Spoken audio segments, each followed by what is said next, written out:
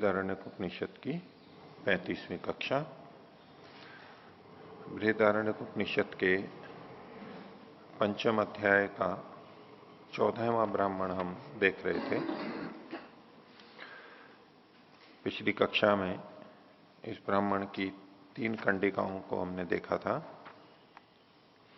जिसमें गायत्री मंत्र के बारे में बताया गया है। गायत्री की महिमा महात्म्य एक ढंग से प्रस्तुत किया गया। तो 3 लोक, पृथ्वी, अंतरिक्ष और द्युलोक, ये 3 मिलके ऐसे हैं जैसे कि गायत्री का एक पद 8 अक्षरों वाला, ये भी उसके साथ बराबरी की गई। गायत्री का दूसरा पद ऐसे जैसे कि 3 वेद, ऋग, यजु और साम, बहुत सारे ऋग्वेद के मंत्र, ऋचः बहुत सारे यजुंशी और बहुत सारे साम मंत्र, सामानी, वो सब मिलकर के उसके बराबर गायत्री का एक पद है, 8 अक्षर। और इसी तरह से तीसरा पद उसका तो प्राण, अपान और व्यान, ये 3 प्राण मुख्य रूप से, 5 में भी ये 3 मुख्य, प्राण, अपान और व्यान, इसके बराबर इसकी तुलना की गई। और गायत्री के चौथे पद को भी कहा गया, जो कि पूर्ण निश्चल है, दोषों से रहित है, जो दिखाई सा देता है, जो इन सब से ऊपर है, ये चौथा रूप भी बताया गया।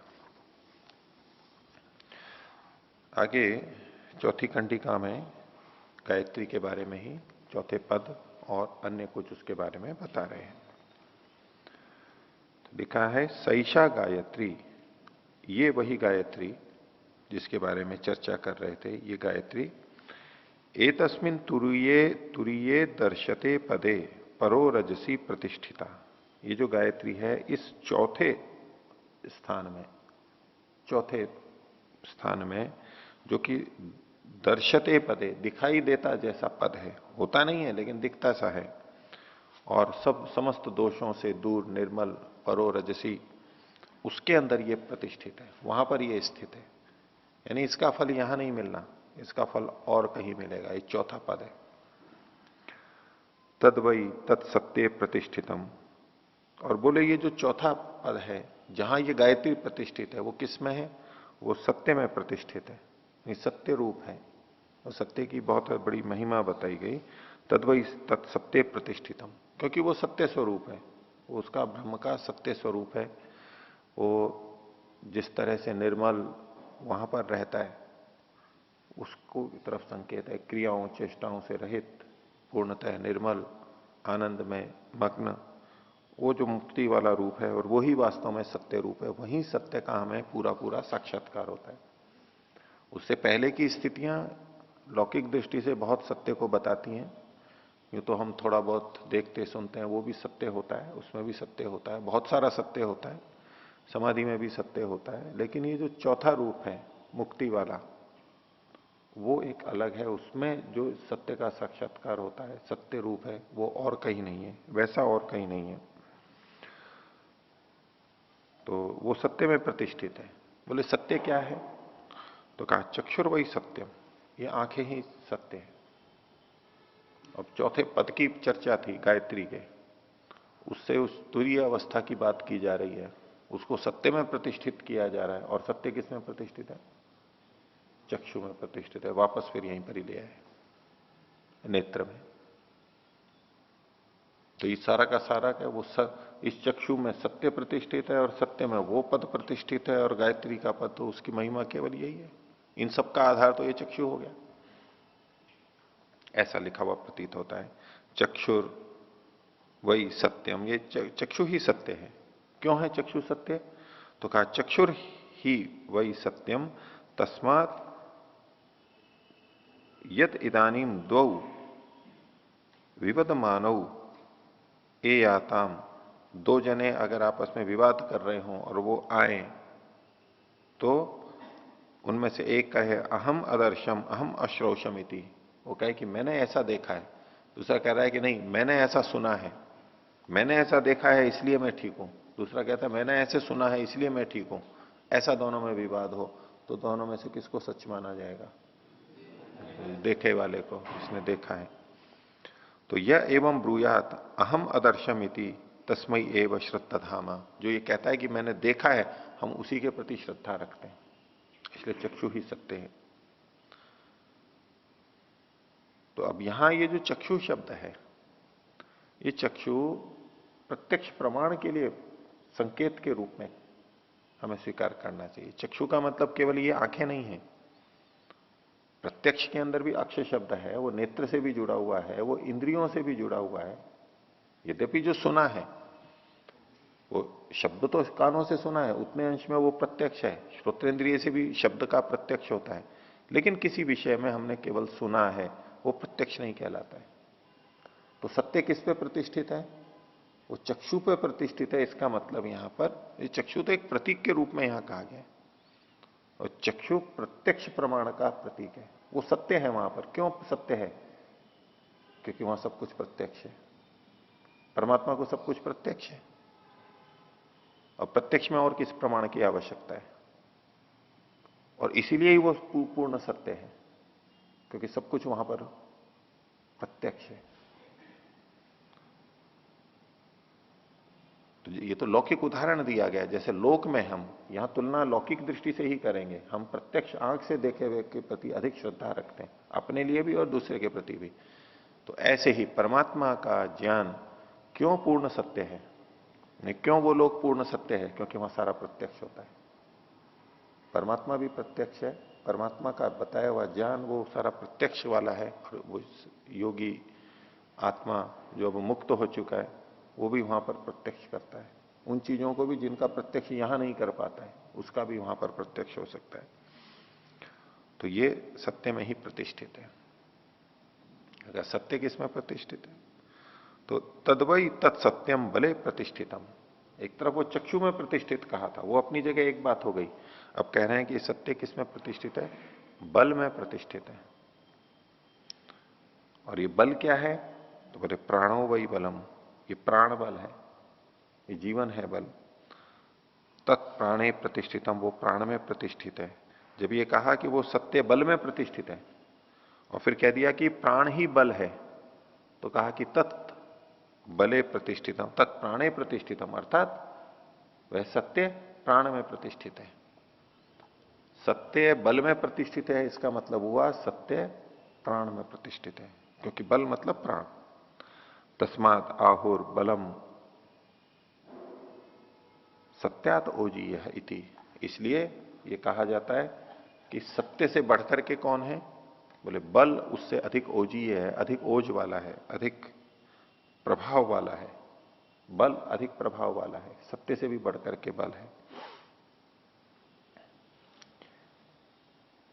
एवं उ ऐशा गायत्री अध्यात्म प्रतिष्ठिता, इस प्रकार से ये गायत्री अध्यात्म में प्रतिष्ठित है। गायत्री के माध्यम से बाहर जो भी हम कर्म करें, कर्म कांड करें, ये इस प्रकार से ये गायत्री अध्यात्म में प्रतिष्ठित है, यानी मुक्ति तक का सारा भाग इन्होंने यहां पर इसके साथ जोड़ते हुए संसार की चीजें और मुक्ति और वो सारा का सारा यहां पर इन्होंने बता दिया। तो सत्य जो यथार्थ है वो भी तभी प्रतिष्ठित हो सकता है जब उसके साथ साथ बल हो। बल के बिना सत्य होगा, है तो सत्य वो, लेकिन उसके पीछे बल नहीं है तो उस प्रतिष्ठित नहीं हो पाएगा। सत्य को प्रतिष्ठित करना है तो उसके साथ साथ बल, शक्ति, सामर्थ्य भी चाहिए। परमात्मा सत्य है, सत्य को जानता है, वो सत्य चीजों को लागू कर देता है क्योंकि वो बलवान है। उसमें सत्य सत्य के रूप में स्थिर रह पाता है। अगर परमात्मा में बल नहीं होता तो भले ही वो सबको जानता होता तो उतने मात्र से वो सबको प्रतिष्ठित नहीं कर सकता था, व्यवस्थित नहीं कर सकता था। वो सत्य चीजें तभी लागू हो पाती हैं जब बल होगा, बिना बल के सत्य स्थापित नहीं हो सकता। तो एक गायत्री का आध्यात्मिक उपदेश दिया। आगे कहते हैं साहेशा गायांस तत्रे, जो ये गायत्री गाने वालों को की रक्षा करती है। गायत्री गाते हुए लोगों की रक्षा करती है, जो इसको गाता है उसकी ये रक्षा करती है, इसलिए इसका नाम गायत्री कर दिया। साहिषा गायांस गयांस तत्रे, हाँ स सैषा गयांस तत्रे, गयांस शब्द है, जो गाते हैं उनको, उनकी रक्षा करती है। अब ये गय कौन है?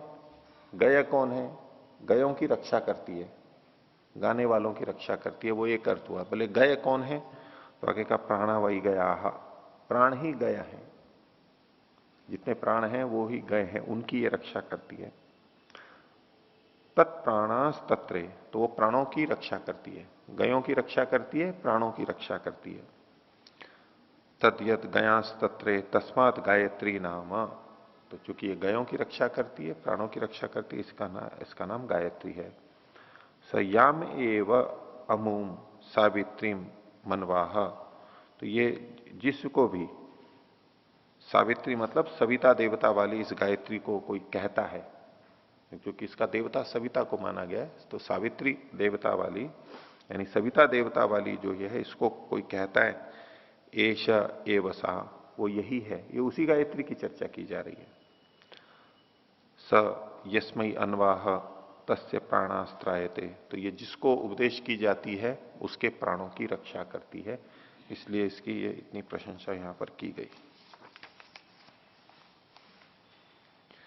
अब गायत्री के बारे में ही, अभी तो हम 3 पद वाली गायत्री की चर्चा कर रहे थे और चौथा पद इसका वो तुरीय अवस्था वाला था। अब कुछ लोग ये शब्द रूप गायत्री को 4 पद वाली भी मानते हैं। ये गायत्री छंद है, इसका नाम छंद का नाम ही गायत्री पड़ गया इस कारण से। तो दूसरी 4 पद वाली 8-8 वाली तो 32 अक्षर वाली हो गई, अनुष्टुप छंद वाली। उसके लिए कहा ताम हईताम एके सावित्रीम अनुष्टुभम अनवाहु। कुछ लोग इसको अनुष्टुप छंद वाली कहते हैं, 32 अक्षर वाली कहते हैं, 8-8 के 4। वाग अनुष्टुप एतद वाचम अनुब्रूम इति, तो कुछ लोग कहते हैं कि वाणी ही अनुष्टुप है, वाणी जो है ये अनुष्टुप है और उसी का वो कथन करते हैं, इसी का वो दूसरे को उपदेश करते हैं। तो उसके लिए ये उपनिषदकार कहना है न तथा कुर्यात, ऐसा नहीं करें।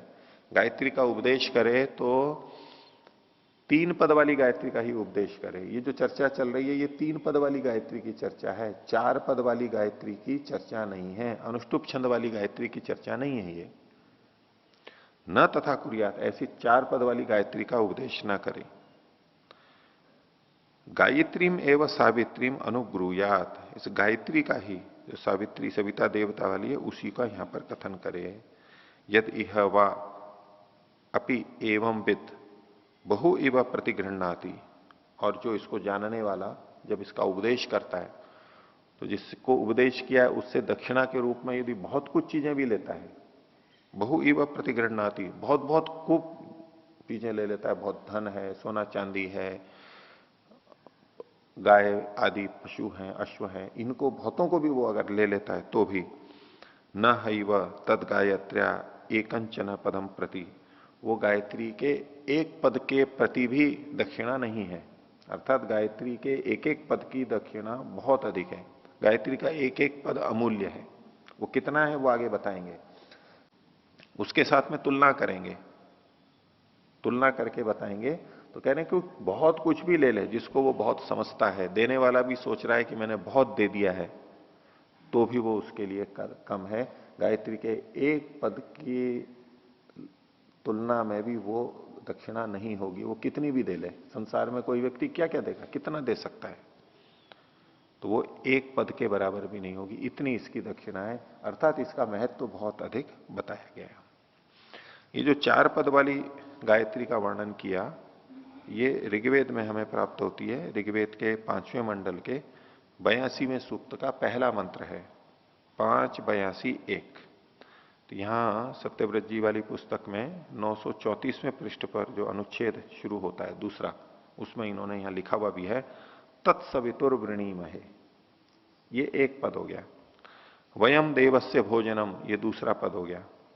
श्रेष्ठम सर्वधातमम, ये तीसरा पद हो गया। और तुरम भगस्य धीमई, ये चौथा पद हो गया। ये 4 पद वाली गायत्री है। बहुत से लोग इससे भी आहुतियां देते हैं, इसका भी जप करते हैं कई जने, 4 पद वाली उपनिषद में आया है, हालांकि निषेध किया, इसका उपदेश नहीं करें। स्वयं कई जने इसका वचन भी करते हैं कि 3 पद वाली गायत्री भी हो गई, अब ये 4 पद वाली गायत्री से हम उपासना करते हैं। कोई पूछ सकता है कि भाई गायत्री, त्रिपद गायत्री तो आपने जानी है, कि 4 पद वाली गायत्री को जानते हो क्या? बहुत से लोग जो विशेष विशेष प्रश्न करते हैं ना, ऐसे प्रश्नों में ये भी एक प्रश्न है कि अच्छा गायत्री मंत्र को जानते हो? बोले हाँ जानते हैं। बोलो। अब तो थोड़ा सा तो कहेगा, अब हम सोचेंगे गायत्री तो बहुत सामान्य चीज है। बोले अच्छा 4 पद वाली गायत्री को जानते हो? अब जिसने नहीं पढ़ रखा है वो कहेगा नहीं 4 पद वाली तो नहीं, तो 3 ही है। वो या भूर्भुव स्व को जोड़ के बोलने लगेगा, उसको पता नहीं होगा तो।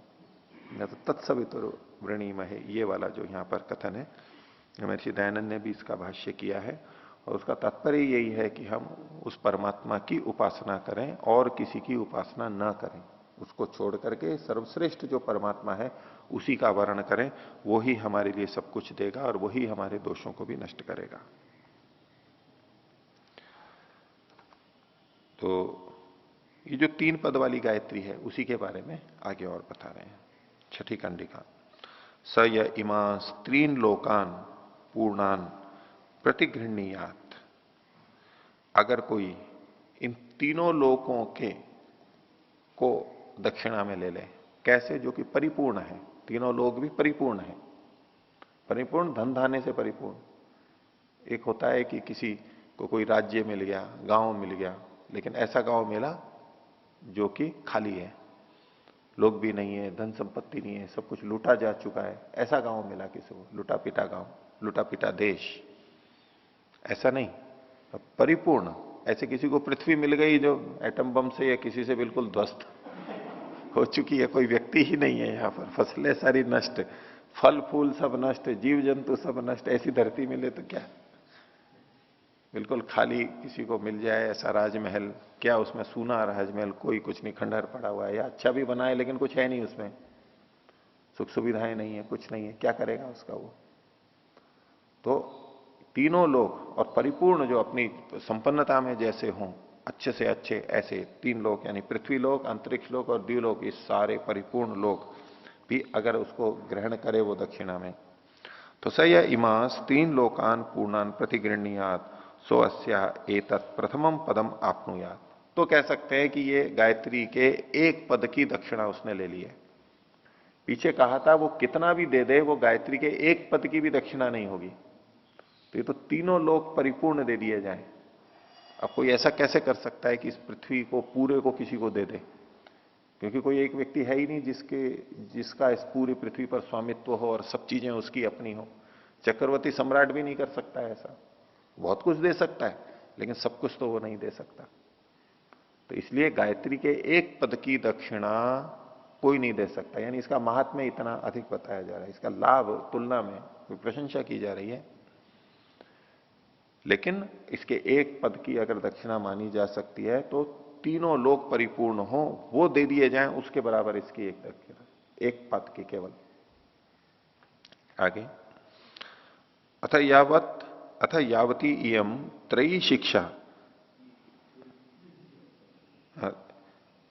अथ यावती एवं त्रयी विद्या यस्तावत प्रतिगृहणीयात सो अस्या एतद द्वितीयम पदम आपनुयात।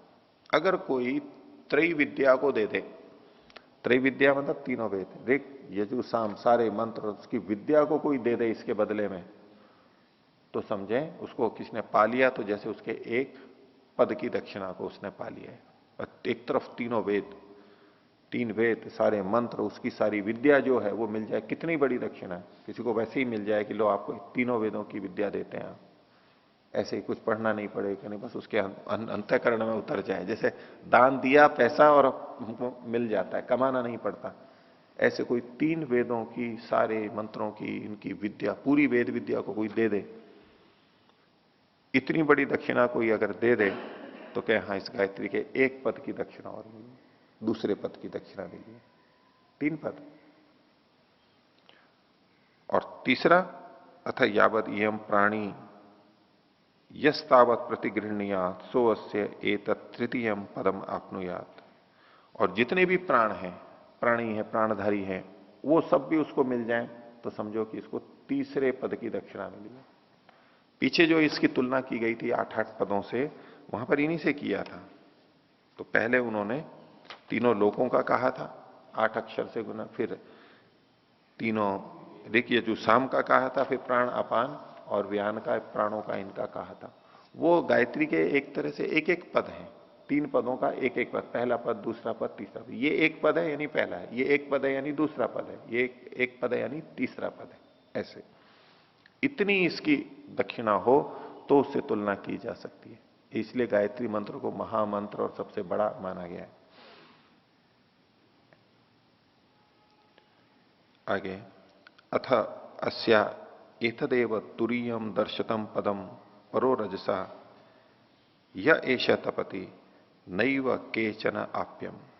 अब ये जो चौथा पद था गायत्री का, जिसकी चर्चा पीछे कर रहे थे, ये चतुष्पदा गायत्री की नहीं, त्रिपदा गायत्री के जो 3 पद हैं और उससे जो चौथे पद की प्राप्ति होती है, जो तुरीय पद कहा गया, उसकी तुलना किससे करेंगे? 3 पदों की तो ऐसी बड़ी बड़ी तुलनाएं कर दी। तो कहा अथ अस्या एतदेव तुरीयम, ये जो चौथा दर्शतम, दिखने जैसा पद है, जो कि समस्त क्लेशों से, दुखों से रहित है, निर्मल है, स एष तपति, जो ये तप रहा है, प्रकाशित हो रहा है, जैसे सूर्य तप रहा है यानी प्रकाशित हो रहा है, ये जो प्रकाशित हो रहा है, इससे बढ़कर के और कोई चीज नहीं है इस संसार में, इस पूरे लोक में हमारे द्वारा प्राप्य, उसको नैव केचन आप्यम, वो किसी के भी द्वारा दक्षिणा के रूप में नहीं ली जा सकती कि उसके बराबर ये चीज हो सकती है। कुछ है ही नहीं उसके बराबर। कुत उ एतावत प्रतिगृहणीयात, उसके लिए दक्षिणा के रूप में क्या लेगा? कुछ भी नहीं लेगा, कुछ है ही नहीं उसके बराबर, उसकी कोई दक्षिणा ही नहीं होती है। तो जो मुक्ति को प्राप्त कराते हैं ऐसे ऋषि मुनि, ऐसे योगी, जो मुक्ति सीधे स्वयं ने, जिन्होंने मुक्ति का साक्षात्कार कर रखा है, और वो जो बताते हैं, उसकी कोई दक्षिणा होती ही नहीं है, कोई दक्षिणा हो ही नहीं सकती, और वो भी कुछ नहीं मांगते, वो भी अमूल्य है, वो निष्काम रूप से करते हैं। इस चौथे पद की तुलना किसी से नहीं हो सकती। तो फिर यहां पर इन्होंने हमारे मुक्ति और मोक्ष की तरफ बताया है।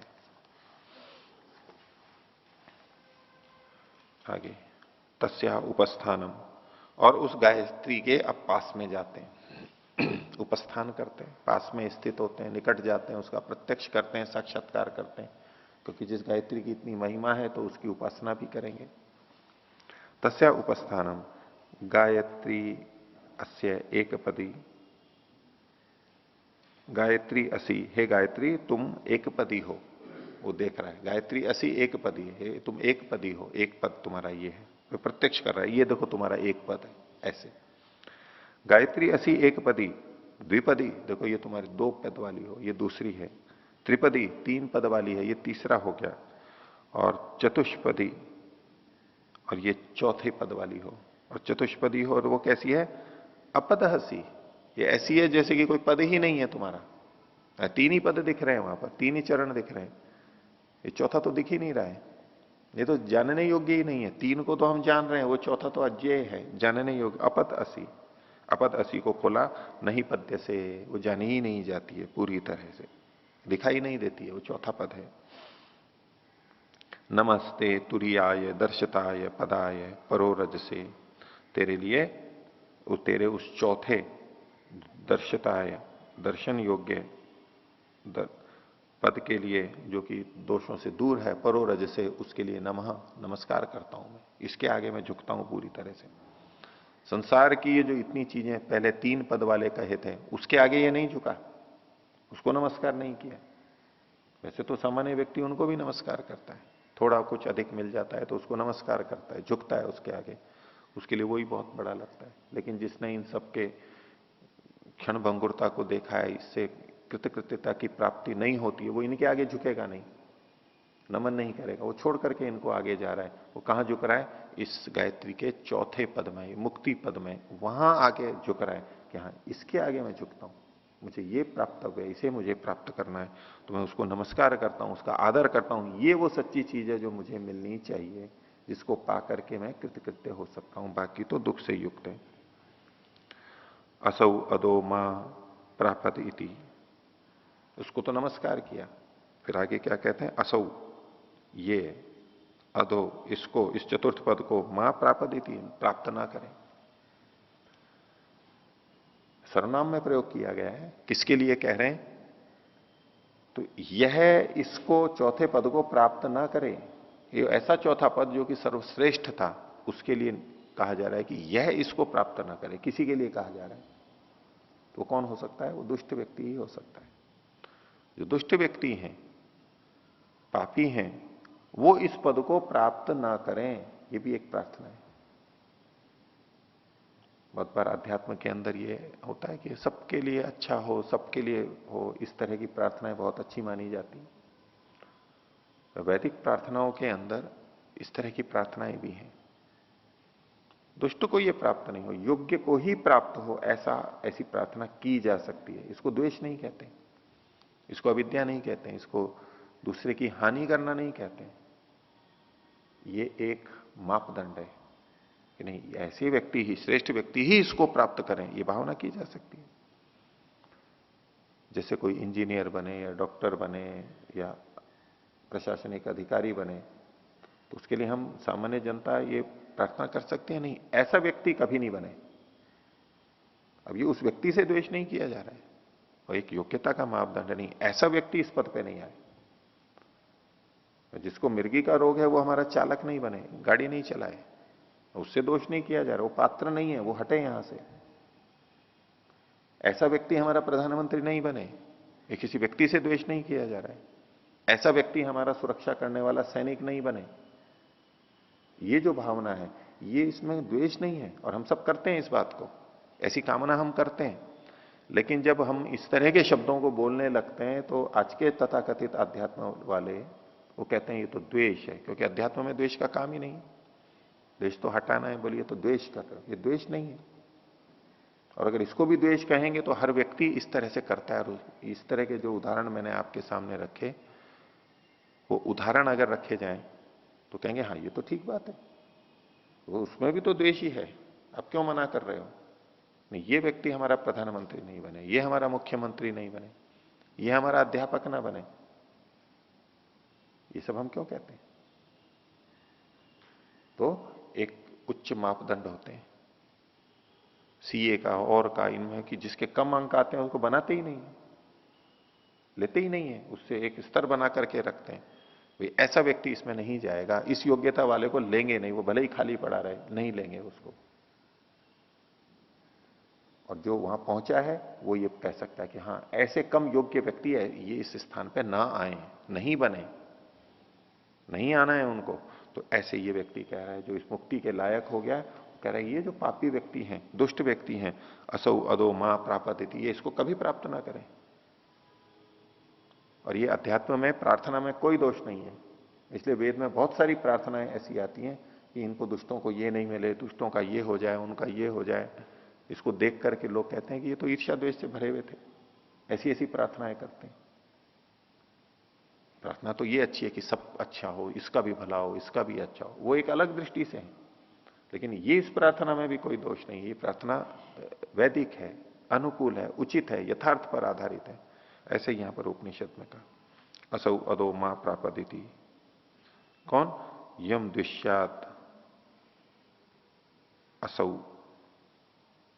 जिसको यह कौन? जिसने इसको यह प्राप्त किया है, विद्वान है वो, जो इससे विद्वान जिससे द्वेष करता है वो इसको प्राप्त ना करे। विद्वान व्यक्ति, योग्य व्यक्ति, शुद्ध पवित्र व्यक्ति जिससे द्वेष करता है, वो विद्वान शुद्ध पवित्र व्यक्ति किससे द्वेष करेगा? वो दुष्टों से करेगा। जो धर्म में बाधा खड़ी करता है उससे द्वेष करेगा। वो सज्जनों के प्रति क्यों द्वेष रखेगा? धार्मिकों के प्रति क्यों द्वेष रखेगा? पवित्र लोगों के प्रति क्यों द्वेष रखेगा? रख ही नहीं सकता है वो। तो जो दुष्ट व्यक्ति हैं उनके प्रति विद्वान पवित्र आत्मा जो द्वेष करता है कि नहीं इसको ये नहीं मिलना चाहिए, उनको ये कभी भी नहीं मिले। अच्छे लोगों की ही वृद्धि हो, जो अच्छे लोगों को प्रिय नहीं है उनकी वृद्धि कभी नहीं हो। यम दुष्यात असौ, क्या कहे उनके लिए कि अस्मयी कामो मां समृद्धि थी, इसकी कामनाएं पूर्ण ना हो। ये पवित्र व्यक्ति दूसरे के लिए कह सकता है इसकी कामना पूर्ण ना हो, भगवान करे इसकी ये मंशा पूरी ना हो जाए। जैसे हम आतंकवादियों के लिए कह देते हैं इनके जो गलत इरादे हैं, नापाक मंसूबे हैं, वो पूर्ण ना हो। ये हम करते हैं, कोई दोष नहीं है इसमें। जो अपवित्र भावनाएं हैं वो तो न जाने क्या क्या अपने अंदर मन में इच्छाएं पाल करके रखते हैं, ये हो जाए, ये हो जाए, हम ऐसा कर दें। दुष्ट व्यक्ति तो हम सज्जनों के मन में ये भावना होती है और इस भावना में कोई दोष नहीं है। उसी स्तर पे ये बात कही जा रही है कि जो पापी लोग हैं इनकी कामनाएं पूर्ण ना होवें। अस्मयी कामो न समृद्धि इति वा न ह एव अस्मयी स काम समृद्धते यस्मयी एवं उपतिष्ठते। और उसकी कामना फिर पूर्ण भी नहीं होती है। ये एक और साथ में कही, इसने कामना की पवित्र व्यक्ति ने, और वो ऐसी कामना करता है तो उन दुष्ट व्यक्तियों की वो कामना पूर्ण नहीं होती। यानी इसने बोला है तो वहां पर प्रभाव आएगा, उससे संबंधित जो बात होगी उनकी समृद्धि नहीं होगी, उनकी समृद्धि नहीं होती है। जिसके प्रति वो इस तरह की भावना करता है, प्रार्थना करता है, अहम अतः प्रापमिति, और मैं इसको प्राप्त करूं, मैं इसको प्राप्त करूं, मैं इस ऊंची स्थिति को प्राप्त करूं, ये प्रार्थना कर रहा है, और ये इसको प्राप्त ना करे ये भी साथ में प्रार्थना कर रहा है। ये दोनों ही के दो तरह से प्रार्थना हो सकती है। कोई केवल अपने लिए करे, मेरे को ये स्थिति प्राप्त करनी है, ये ऊंची स्थिति प्राप्त करनी है, यहां भी ठीक है। और वो कहे कि इन दुष्टों को ये स्थिति प्राप्त ना हो, ये भी ठीक है। दोनों तरह से की जा सकती है।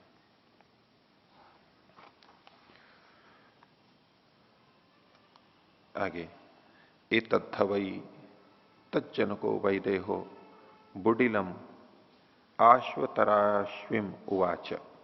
तो जो वैदेह जनक थे, जिनके पीछे हम चर्चा करते आ रहे हैं, कथा आई थी याज्ञवल्क्य की और जनक की, तो जनक ने ये बात एक दूसरे राजा को, एक दूसरे व्यक्ति को, बुडिल नाम के कोई व्यक्ति हैं जो कि अश्वतराश्व के पुत्र थे, उनको ये एक बात कही।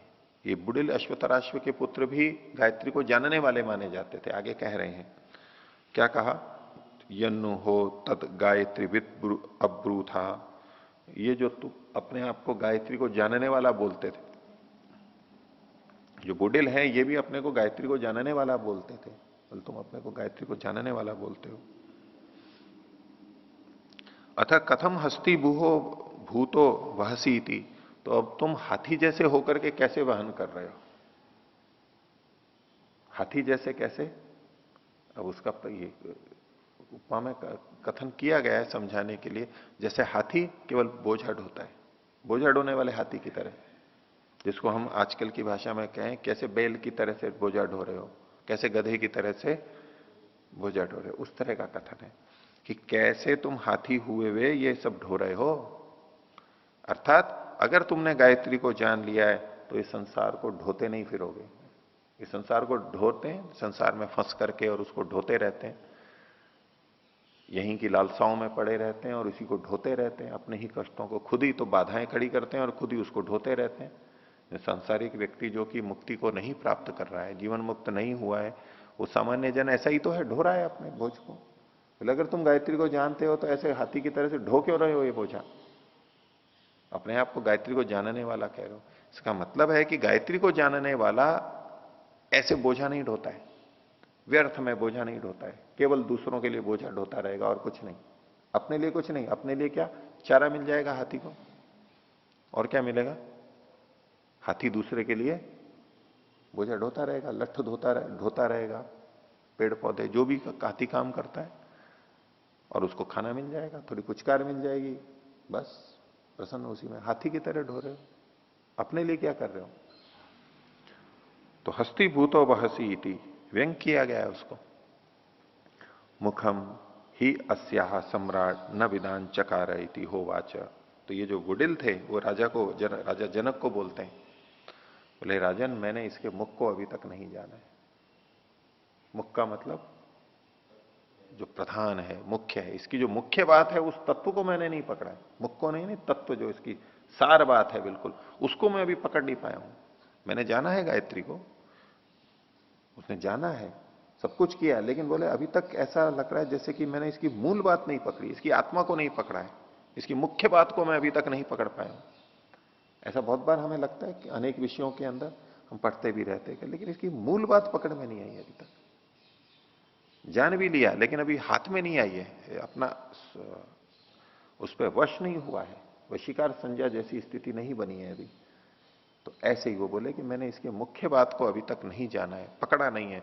यूं गायत्री के बारे में बहुत कुछ बोला है, जैसे आप और हम बोलते रहते, ऐसे बोले कि मैंने अभी उसको मुख को नहीं जाना है। मुखम ह अस्या सम्राट न विदान चकारयति होवाचे, उसको पता था कि मैंने अभी मुख को प्राप्त नहीं किया है। मुख को प्राप्त कर लेता तो ऐसे हाथी की तरह बोझा नहीं ढोता रहता, संसार में नहीं फंसा रहता।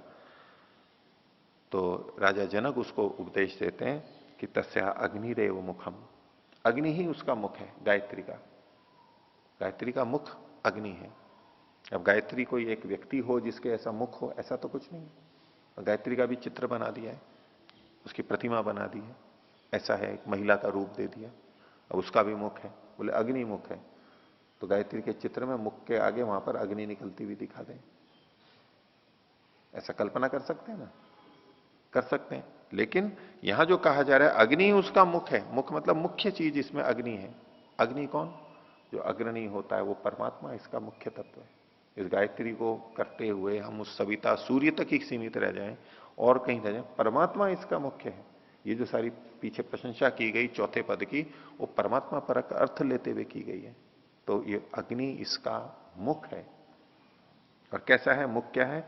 यदि हवा अपि बहु एव अग्नौ अभ्यादधति सर्वमेव तत्संदहति। और ये मुख कैसा, अग्नि कैसे? अग्नि शब्द क्यों किया?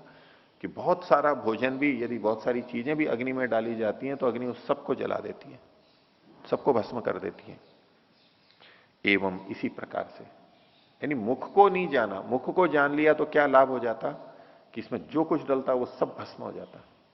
जैसे अग्नि सबको भस्म कर देती है, कितना भी अधिक डाल दें उसमें सबको भस्म कर देगी, विराट अग्नि हो। एवं ही एवं विद यद्यपि बहु इव पापम कुरुते।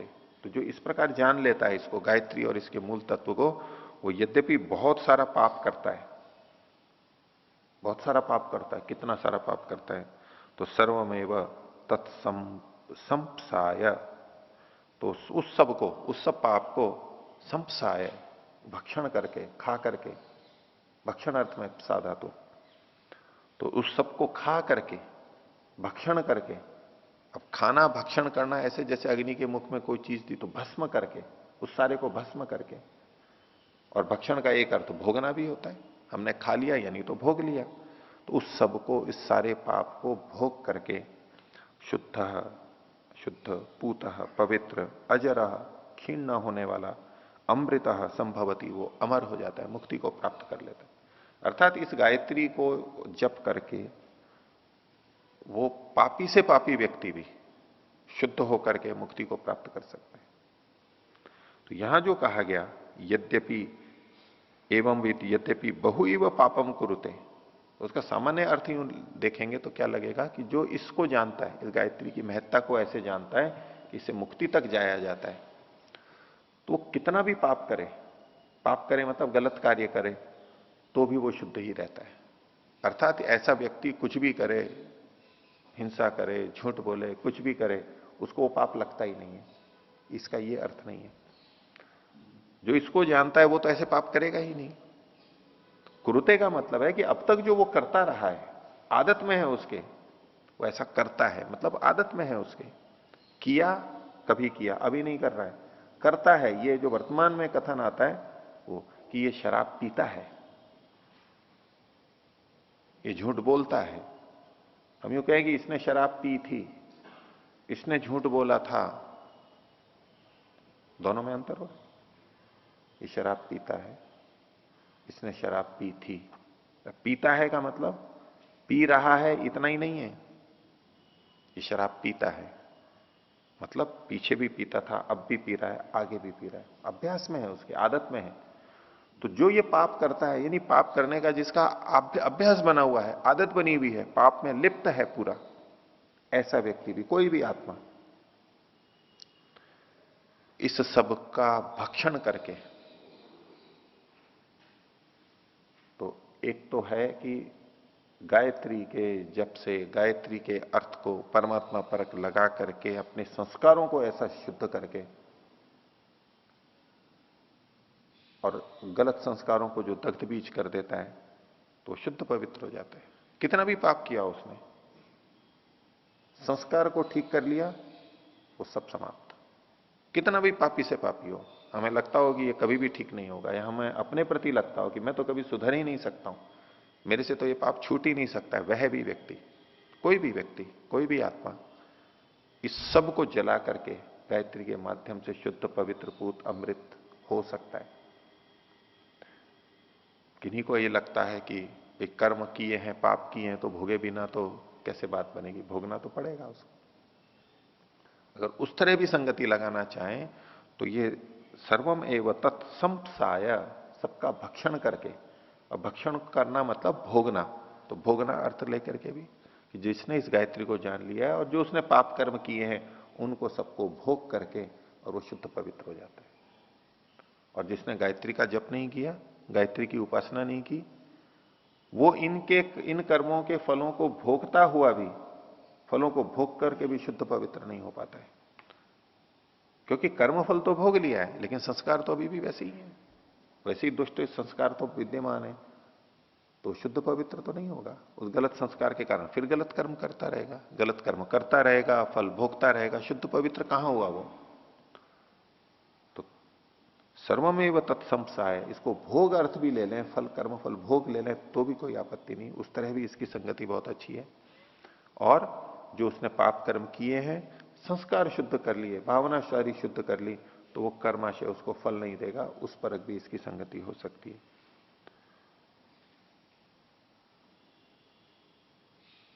तो जैसे अग्नि इसका मुख है और अग्नि में सब चीजें डलती हैं और वो सब भस्म हो जाती हैं, ये भस्म वाला उदाहरण पाप के बिना भोगे समाप्त होने की तरफ अधिक है।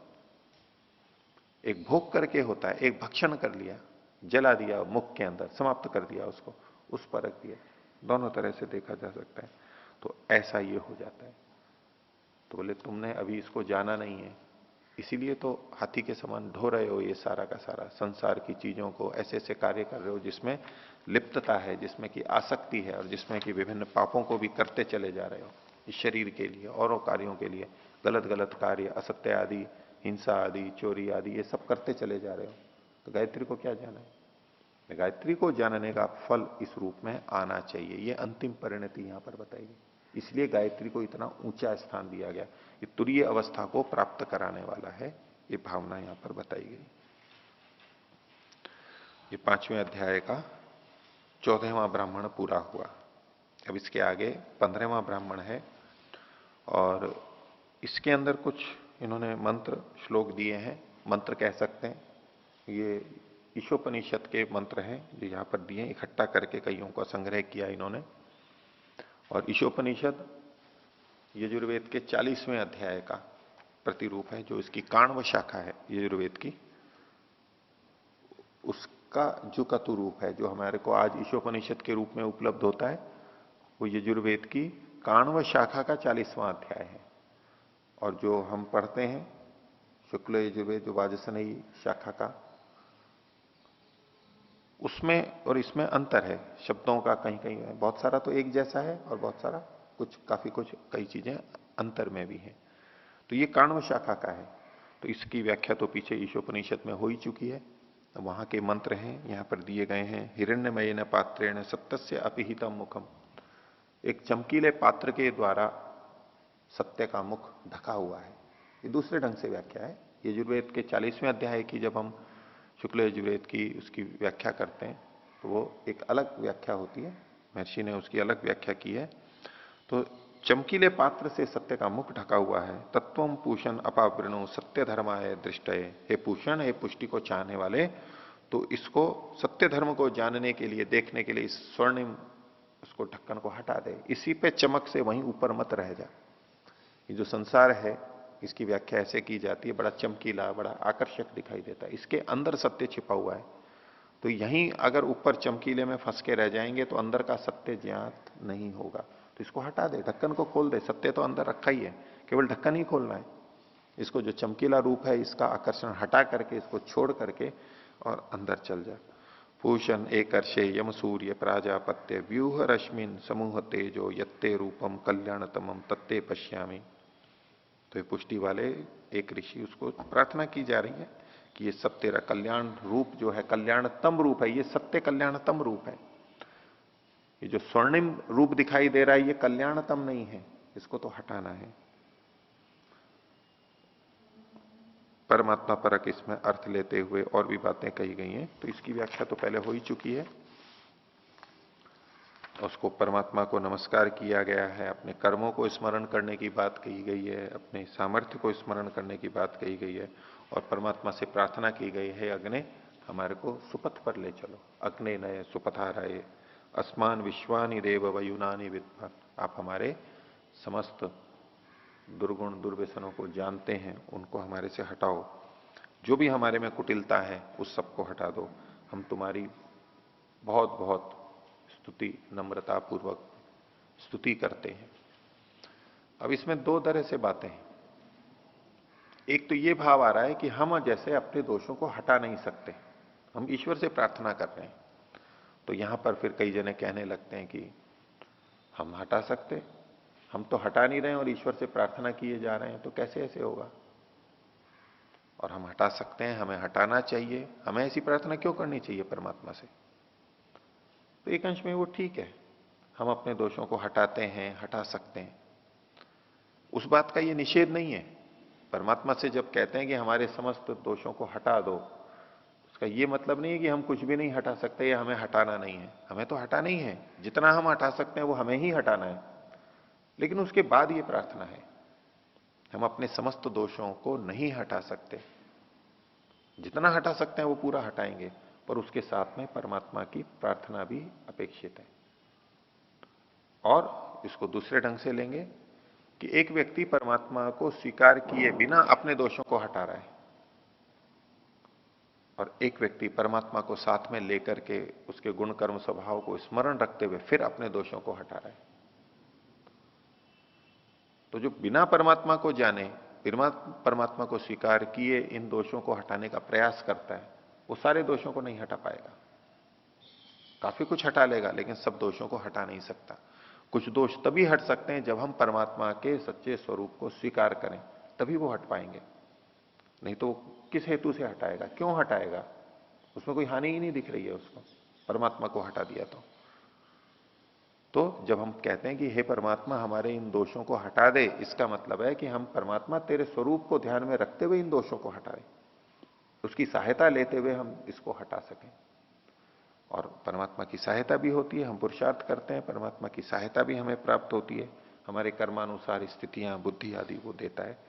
तो ये उन मंत्रों का यहां पर संग्रह किया गया। इस प्रकार ये 5वां अध्याय भी समाप्त होता है। और आगे 6ठा अध्याय और उसका पहला ब्राह्मण है, तो इसमें प्राण और इंद्रियों से संबंधित चर्चा है, जो कि पीछे छांदोग्य उपनिषद के अंदर आई थी, उसको हमने देखा ही था। बस लगभग वही सारी की सारी बात यहां पर है, उसको यथावत करना है। और 6ठे अध्याय का दूसरा ब्राह्मण है, इसके अंदर भी कथा है। तो श्वेत केतु और जयबली प्रवाहन की कथा है, आपस में इनकी चर्चा हुई थी। वो कथा भी लगभग जो कि तो ही है, ये भी छांदोग्य उपनिषद के अंदर आई थी। ये पंचम प्रपाठक का 3 से 10वें खंड तक था। और पीछे वाला जो था प्राण और इंद्रियों का जो विवाद था, छांदोग्य उपनिषद के 5वें प्रपाठक के प्रथम और दूसरे खंड में ये बातें आई थी, जिसकी चर्चा वहां हो चुकी है। वहीं पर ही हम इसको पढ़ सकते हैं, सुन सकते हैं, वहां जो चर्चा हुई है उसी को देख और सुन सकते हैं। ये दूसरा ब्राह्मण समाप्त होता है। और 6ठे अध्याय का तीसरा ब्राह्मण है, इसमें भी कर्मकांड से संबंधित कई बातें आई हैं, क्योंकि पीछे छांदोग्य में भी आई थी, और उस कर्मकांड का अध्यात्म के साथ में तालमेल बनाते हुए उसकी संगति का प्रयास किया गया था।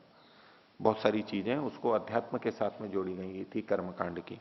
वहां वो थोड़ा संक्षेप रूप में था, यहां पर आगे इसी को विस्तार के रूप में बताया जाएगा। तो इसको हम आगे देखेंगे। अभी जो हमने इधर पीछे देखा था, जो गायत्री के 3 पद और फिर चौथे पद की बात की गई थी, तो साधना करते समय जब हम वृत्ति निरोध करते हैं, वृत्ति को रोकना चाहते हैं, उसके लिए बहुत सारे उपाय किए जाते हैं, बहुत सारे उपाय हम करते रहते हैं। उन उपायों में एक उपाय ये होता है कि हम नाम और रूप को छोड़ते हैं।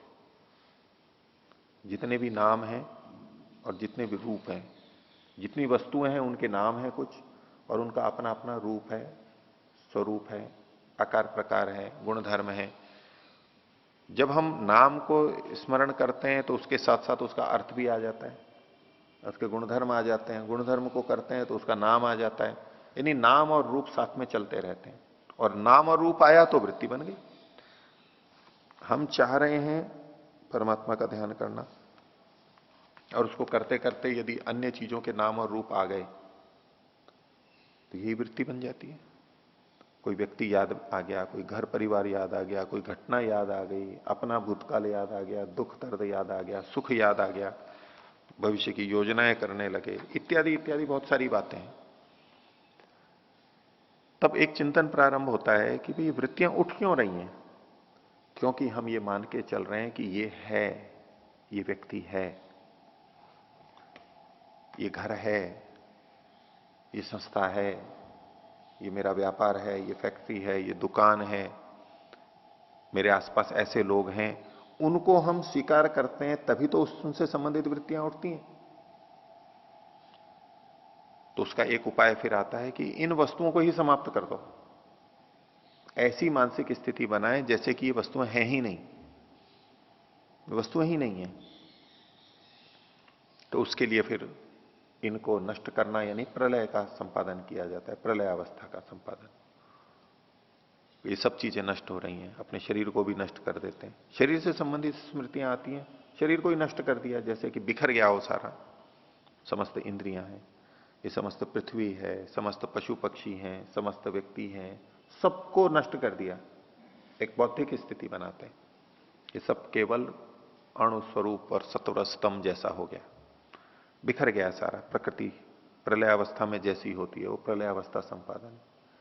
अब करने को तो नाम और रूप वहां पर भी आ सकते हैं, क्योंकि सत्वर स्तंभ तो है, प्रकृति तो है, उनके गुणधर्म है, लेकिन वो सारे एक जैसे होते हैं तो वहां वृत्ति शून्यवत हो जाती है, कुछ है ही नहीं वहां पर, बस सत्वर स्तंभ है। विविधता तो विकृति में है, कार्य जगत में यहां पर विविधता हमें दिखाई देती है, इतनी चीजें बनी हुई हैं, बहुत अधिक रंग रूप क्रियाएं घटनाएं वो जुड़ी भी रहती हैं। जब सत्वर स्तंभ पे पहुंच जाते हैं तो वहां पर फिर वो चीजें रहती नहीं है। हाँ, सत्वर स्तंभ का है वो तो रहेगा ही वहां पर भी, उतना तो फिर भी रहेगा, उतना नाम और रूप तो वहां भी रहेगा। अब सत्वर स्तंभ को हमने सीधा तो देखा नहीं होता है, तो इसलिए उसका रूप कोई हमारा प्रत्यक्ष किया हुआ इतना प्रबलता से तो आएगा नहीं। हमने सत्वर स्तंभ की कुछ कल्पना की होती है कि सत्व का कण ऐसे होगा, रज का ऐसे होगा, तम का ऐसा होगा, इन गुणधर्म वाला होगा, ऐसे छोटे छोटे होंगे। वो छोटे छोटे कण जैसे हम संसार में मिट्टी के छोटे छोटे कण धूल के मान लेते हैं, ऐसा कुछ वहां पर कल्पना करते हैं। लेकिन फिर भी नाम और रूप तो है ही, प्रकृति का नाम और रूप तो वहां पर फिर भी विद्यमान रहेगा। वहां भी उससे तो हटना ही पड़ेगा एक सीमा पे जाके। एक ये प्रक्रिया है। एक ये जो प्रक्रिया उपनिषदकार ने बताई, वो जो प्रलयावस्था वाली प्रक्रिया है, वो वेदांत दर्शन के एक सूत्र से निकलती है। उसका कुछ भाग न्याय दर्शन से भी मिलता है कि उसको अवयवी के रूप में न देख करके अवयव के रूप में देखने लगते हैं। जितने भी नाम वस्तुएं हैं उसको खंड खंड करके अवयव के रूप में देखने लगते हैं, अवयवी बना छोड़ देते हैं, इकाई के रूप में छोड़ देते हैं, अवयव देखते हैं। तो न्याय दर्शन से भी वो समय संकेत मिलता है। वेदांत में भी एक सूत्र आएगा, आगे आप लोग देखेंगे। यहां जो प्रक्रिया बताई इन्होंने, ये एक अलग प्रक्रिया है कि परमात्मा का कार्य, ये सारा जगत, इससे परे हम चले गए। बैठे यहीं पर ही हैं, अभी ध्यान यहीं पर ही कर रहे हैं, लेकिन हम वैचारिक स्तर पे कहां पहुंच गए? इससे परे, बाहर, एकदम से बाहर, एकदम से बाहर चले गए। जैसे कि हम यहां से निकल के चले गए, दूर चले गए, बिल्कुल दूर चले गए, इससे परे। अब ये वो है, वो चौथी अवस्था है। पादोस्य विश्वा भूतानी त्रिपादस्यामृतम देवी, ये सो सारा संसार है, ये तो एक छोटा सा है उसका, जितना भी है, जितना भी बड़ा लगता है, लेकिन वो ध्यान के अंदर इसको भी एक छोटा सा मान के, और जैसे एक रॉकेट या कोई बहुत प्रकाश की किरण तेजी से निकल जाती है, ऐसे बस इसके एक क्षण में इससे पार निकल जाए। अब पार निकल गए, जैसे बहुत पीछे छूट गया, बहुत पीछे छूट गया, सारा का सारा पीछे छूट गया। जैसे किसी चीज को हम दूर छोड़ के आ जाते हैं रेल में या वाहन में, उसका स्वरूप दिखना बंद हो जाता है, धूमिल होता जाता है, दूर दूर होते होते धूमिल हो गया जैसे सारा का सारा। ऐसे इससे परे चले गए और ये जो सारा था वो एकदम धूमिल हो गया, हो गया, गया गया गया, एकदम चलेगा। अब कौन है? परमात्मा और मैं, बस। निराकार सर्वव्यापक परमात्मा है और मैं हूं, सब छोड़ करके चले गए, कोई नहीं है।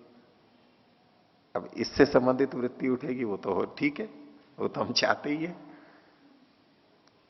परमात्मा के गुणधर्म वहां पर रहेंगे, निराकार है, निर्विकार है, आनंद स्वरूप है, ज्ञान स्वरूप है, पवित्र है, इत्यादि जो उसके अपने स्वरूप है परमात्मा के, बस उसके अलावा कुछ नहीं। छूट चुका सारा, बिल्कुल छूट चुका। जैसे कि कोई तालाब में, गहरे तालाब में या तो गहरे कुएं में नीचे उतरता जाए तो क्या याद आता है? नीचे चले जाएं, जैसे स्विमिंग पूल में नीचे चले जाएं, समुद्र में जाएं, कोई गोताखोर होते हैं ना, तो समुद्र में गोता करते करते करते नीचे चले जाते हैं, और वहां एक नया संसार होता है। समुद्र का अपना एक नया संसार होता है, वो ऊपर का संस्कार जैसे कि छूट जाता है उसका। और कुएं में जाएंगे तो वहां मान लो कुछ दिख भी नहीं रहा है हमारे को, कुएं में गहरे गहरे में जाते गए जाते गए जाते गए, तो अब क्या लग रहा है? बस पानी पानी और मैं, और कुछ नहीं। ऊपर क्या है वो याद नहीं आ रहा है, बस अब पानी पानी में नीचे जा रहा हूं, ऊपर आ रहा हूं, बस वही सांस रोक रखा है मैंने, उससे संबंधित बाकी सब चीज हो गई। और ध्यान में भी कुछ ऐसा ही होता है, जैसे कि हम डुबकी लगा देते हैं समुद्र के तल, और नीचे और नीचे और नीचे, या तो आकाश में जा रहे हैं तो ऊपर ऊपर ऊपर ऊपर चलते जाओ, सब पीछे छूट जाएगा। तो ऐसे ये जो चौथा पद है, गायत्री की उपासना वहां वास्तव में होगी, वो उस स्थिति में पहुंचाने वाली होगी। इन तीन पदों से ऊपर जो भाग है, जिसका मुख्य है परमात्मा अग्नि रूप, उसके अंदर जैसे चले गए और वहां जाते ही तो सारे विकार सारे नष्ट हो गए, कोई वृत्ति नहीं, अनंत समापत्ति वाली स्थिति।